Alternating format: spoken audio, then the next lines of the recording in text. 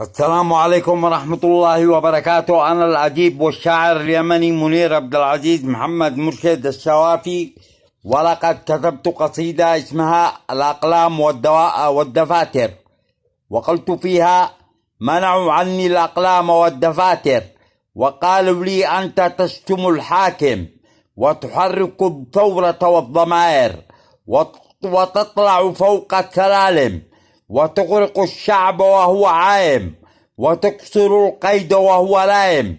اتركنا نستبد هذا الشعب المسالم، اتركنا نجوعه ونسلب حقه، اتركنا نتفرج عليه وهو في المحاكم ونحكم عليه بالإعدام وهو مسالم.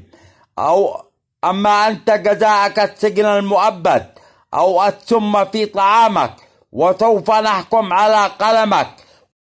Likey